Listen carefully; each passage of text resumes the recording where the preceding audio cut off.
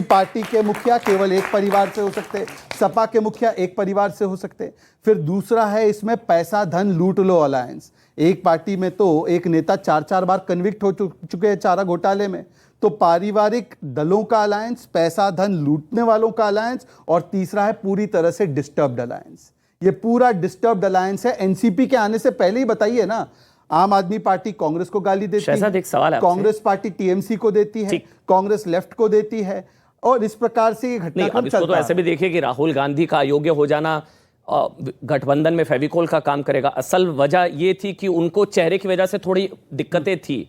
मेरा आपसे सवाल है, पारिवारिक पार्टी या खानदानी पार्टी परिवारवाद के खिलाफ है आप, बीजेपी मूलतः सैद्धांतिक रूप से, तो क्या यही लाइन अकाली परिवार को लेकर भी ड्रॉ की जाएगी या अकाली परिवार के साथ आपका गठबंधन संभवतः हो जाएगा? बहुत अच्छी बात है जी, बहुत अच्छी बात आपने पूछी है। पहले तो हमारा कोई गठबंधन उनके साथ नहीं, वो गठबंधन छोड़ के गए थे, मतलब कल और आज की तारीख में कोई गठबंधन नहीं है। कल भी नहीं, आगे होगा।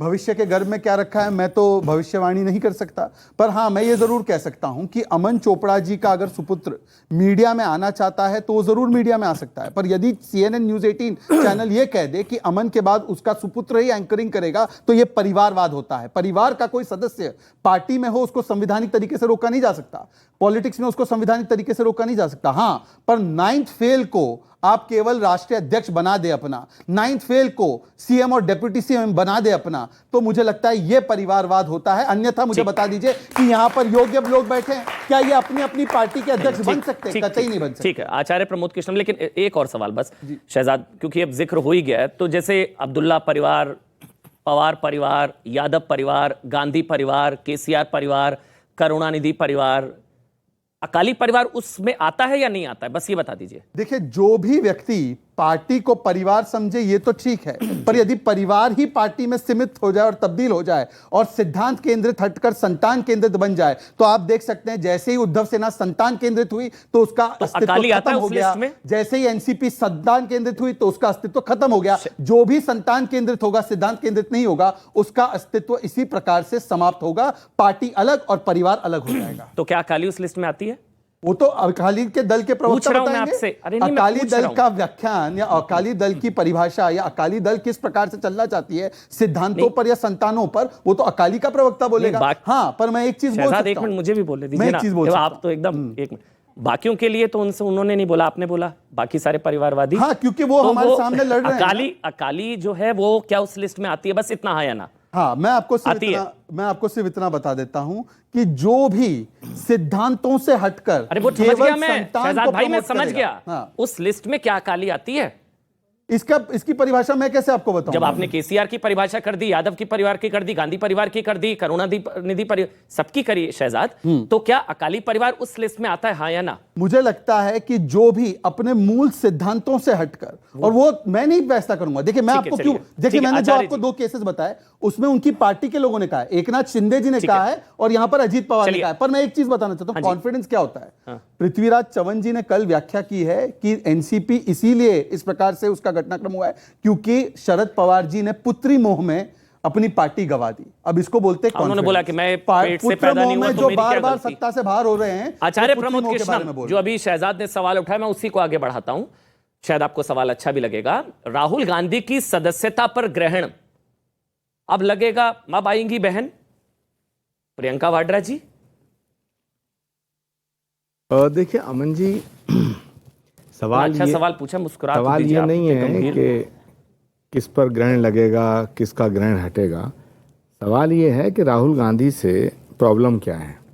राहुल गांधी जी अगर कहीं मंदिर जाएं तो प्रॉब्लम थी, मस्जिद जाएं तो प्रॉब्लम थी, राहुल गांधी जी वैष्णो देवी जाएं तो प्रॉब्लम थी, राहुल गांधी जी बद्रीनाथ जाएं तो प्रॉब्लम, राहुल गांधी जी महाकाल जाएं तो प्रॉब्लम, राहुल गांधी जी यहाँ तक कि पदयात्रा करें तो प्रॉब्लम, केदारनाथ जाएं तो प्रॉब्लम। तो भाई प्रॉब्लम कर्म से नहीं है, प्रॉब्लम एक व्यक्ति से थी और उसके खिलाफ एक साजिश हुई। अब वो साजिश हुई, एक पक्ष है अदालत का, ठीक है भाई, अदालत पे कोई टिप्पणी नहीं कर सकते, हम अदालत का सम्मान करते हैं, लेकिन जो दिख रहा है वो है नहीं। ठीक है, राहुल गांधी जी किसी का अपमान नहीं कर सकते, ना राहुल गांधी जी ने किसी का अपमान किया है। लेकिन अभी शहजाद पूनावाला कह रहे थे कि साहब ये परिवारवाद, ये एक परिवारवाद की परिभाषा भी इन्होंने बड़ी अच्छी तरह की। अमन जी, सवाल ये उठता है कि जब उद्धव ठाकरे बीजेपी के साथ होते हैं तो ना तो परिवारवादी होते हैं और ना ही हिंदू विरोधी होते हैं। जब फारूक अब्दुल्ला साहब इनके साथ होते हैं तो परिवारवाद नहीं होता है। महबूबा मुफ्ती को मुख्यमंत्री ये बनाते हैं तो परिवारवाद नहीं होता है। और मज़ेदार बात यह है, बड़ी इंटरेस्टिंग बात यह है, अब उस पर शहजाद पूनावाला एकदम सही हो सकता आक्रोशित हो जाएं कि जब ये कांग्रेस पार्टी में होते हैं तो राहुल गांधी जी जो हैं पूर्णिमा के चंद्रमा होते हैं। अब चंद्र ग्रहण हो गए हैं जब ये नहीं है, ये हमारे साथी रहे हैं, ये हमारे छोटे भाई भी हैं। जब ये कांग्रेस में थे तो राहुल गांधी पूर्णिमा के चांद थे, अब वो ग्रहण हो गए हैं। तो सवाल ये है, आज देश आपके हाथ में है, 10 साल से आप चला रहे हैं, भाई साहब आप चलाइए ना। अब शरद पवार जी की पार्टी टूटी या शरद पवार जी का जो विधानमंडल दल था वो टूटा, तो ये लोकतंत्र को झटका है। शरद पवार जी को झटका है नहीं है, इसका जवाब शरद पवार देंगे। लेकिन अमन जी, मेरी बात को पूरा होने दीजिएगा, ये कैसा लोकतंत्र हो गया है कि किसी आदमी ने पार्टी की स्थापना की, उसको बनाया, फिर उसके नाम पे जीते और जीत करके आए, जनता से कहा कि हम साहब शरद पवार जी के सिपाही हैं, हम साहब एनसीपी हैं, हम राष्ट्रवादी कांग्रेस हैं, हमें वोट दो। वोट दे दिया, जीत गए और जीत के इधर से उधर। महाराष्ट्र में फिर एक मिनट महाराष्ट्र में किसको वोट मिला था? एक मिनट सर, एक मिनट। महाराष्ट्र में जब महाराष्ट्र विधानसभा चुनाव के नतीजे आए थे तो असल जनादेश तो बीजेपी शिवसेना को था। तो आपने जनादेश के साथ धोखा करके शिवसेना, कांग्रेस और एनसीपी ने सरकार क्यों बनाई थी फिर? नहीं, जनादेश जो आया था वो पार्टियों को मिला ना। जनादेश वो पूरी पार्टी इधर से पार्टी को मिला था आचार्य जी? बीजेपी और शिवसेना एक साथ मिलकर लड़े जी, लड़े ना जी। तो अगर बीजेपी और शिवसेना मिलकर लड़े और सरकार उन्होंने बनाई, उसके बाद शिवसेना ने पूरी की पूरी पार्टी शिफ्ट हुई ना। तब सही था। एमएलए नहीं शिफ्ट हुए ना। सही था। नहीं, वो तो लीडर तो वही थे ना। नहीं, तब सही था। हक था, तब सही था आचार्य जी। पहले मैं क्या तब सही था आचार्य जी। नहीं, मैं ये नहीं कह रहा हूँ वो सही था, ये गलत था। नहीं, आप नहीं, अगर आज गलत है, अगर आज गलत है आचार्य जी, तो तब सही था। नो, तब भी गलत था। तब भी यानी कि महाराष्ट्र में जब शिवसेना, कांग्रेस और एनसीपी ने सरकार बनाई तो गलत था, बकौल आचार्य प्रमोद की। गलत। आप फिर मेरी बात को मेरी तरह सुनिए, और उसका अर्थ वही जो मैं कहना चाहता हूं।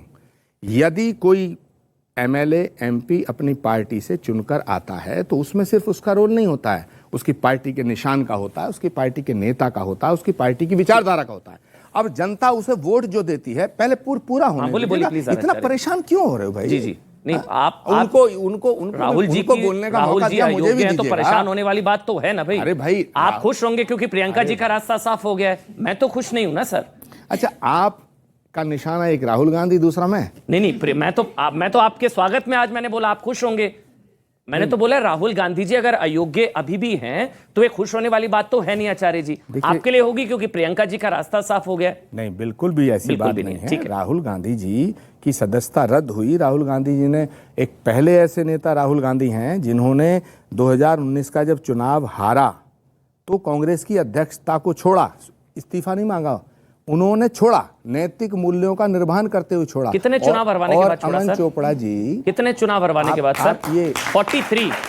आपको हक है सर, 43। अगर मैं गलत नहीं हूं, शायद 1-2 नंबर ऊपर नीचे होंगे। 43। सुनिए, आपको हक है राहुल गांधी की मुखालफत करने का, उनका विरोध करने ज्यादा तो आप करते हैं। आपको हक है राहुल गांधी की मजाक बनाने का, मगर इतिहास को परिवर्तित नहीं किया। मैंने फैक्ट रखा है, गलत है तो बताइए। अमन चोपड़ा जी, पहली बात तो आपने सवाल किया, मेरा जवाब सुन लीजिएगा, उसके बाद फिर हमला कीजिएगा। सर, मैंने आपको 3 मिनट बोलने दिए। नहीं, आप बीच में रोकते हैं ना। चलिए बोलिए आचार्य जी, बोलिए। उचित नहीं है, ये तो ऐसे होगी ना कि जैसे कि तू मैं हो रही है। मैं कोई आपका शत्रु नहीं, आप मेरे आचार्य जी बोलिए ना। क्यों भाई तिवारी जी? नहीं, और ना ये मेरे शत्रु। ठीक, मैं ये कह रहा हूं कि 2019 के चुनाव में राहुल गांधी कांग्रेस के अध्यक्ष थे, चुनाव हारे, मोदी जी दोबारा प्रधानमंत्री बने। राहुल गांधी पहला ऐसा नेता इस देश का जिसने नैतिकता के आधार पर कांग्रेस पार्टी की अध्यक्षता से इस्तीफा दिया। ठीक। दूसरा, सबने कहा कि तुम अध्यक्षता स्वीकार कर लो, उन्होंने नहीं की। उन्होंने कहा गांधी परिवार से अध्यक्ष नहीं होगा। तीनों बातों पर अमल किया। तो जिस फैसले की सराहना होनी चाहिए थी, आज उसकी आलोचना हो रही है। तो ये लोकतंत्र को झटका है। आज वाला फैसला लोकतंत्र को झटका है, लोकतंत्र को। लेकिन ये तो न्यायालय का फैसला है सर। बहरहाल मृत्युंजय तिवारी जी, मतलब इसका दर्द तो आपकी पार्टी से ज्यादा कौन समझ सकता है, कन्विक्शन होकर चुनाव ना लड़ पाने का। लालू जी भी कन्विक्टेड हैं कई मामलों में, तो ये दर्द आप बेहतर समझ सकते हैं। लेकिन आपके लिए, आपकी नजर में गठबंधन एकता और राहुल गांधी की सदस्यता चली जाना और अयोग्य अभी भी रहना, आप किस तरह से देखते हैं इसको? देखिए, बाकी सारे चीज़ों का श्री राहुल गांधी जी के बारे में हमारे अभिभावक आचार्य प्रमोद कृष्णन जी ने सारी बातों को कह दिया। ठीक। राहुल गांधी जी अगर जनता की आवाज़ को उठाते हैं तो अगर इस तरह से मजाक में इसे सत्ता पक्ष की ओर से कहा जाता है, ग्रहण आपने सुना अभी भारतीय जनता पार्टी के नेताओं, ये बेचारे क्या करेंगे जब आदरणीय प्रधानमंत्री जी ही विपक्ष का मजाक बनाते हैं। आप सत्ता तब बेलगाम हो जाती है अमन जी जब विपक्ष कमज़ोर होता है। आज सत्ता का अहंकार 7वें आसमान पर है। ये सोच रहे हैं कि हमें सत्ता मिल गई है तो हम विपक्ष मुक्त लोकतंत्र बनाएंगे। ये कतई संभव नहीं है। और जो हो रहा है देश में, अब ज़्यादा बताने की भी पब्लिक को ज़रूरत नहीं है। जितने लोग बैठे हैं, हमारी माता बहन भाई छात्र नौजवान, सबको ये पता हो गया क्या कि भारतीय जनता पार्टी का चाल चरित्र चेहरा क्या है। अब जनता का साथ छूट चुका है। सर, आज तो कोर्ट का फैसला है ना तिवारी जी, ये तो कोर्ट का फैसला है। मैं कोर्ट के फैसले पर टिप्पणी चाह रहा था। नहीं, हम कह रहे हैं कोर्ट का कि फैसला, राहुल गांधी अयोग्य। माननीय न्यायालय के फैसले पर तो कोई टिप्पणी कर ही नहीं सकता है। जनता की अदालत, उनका बयान सही था, सारे चोर मोदी ही क्यों?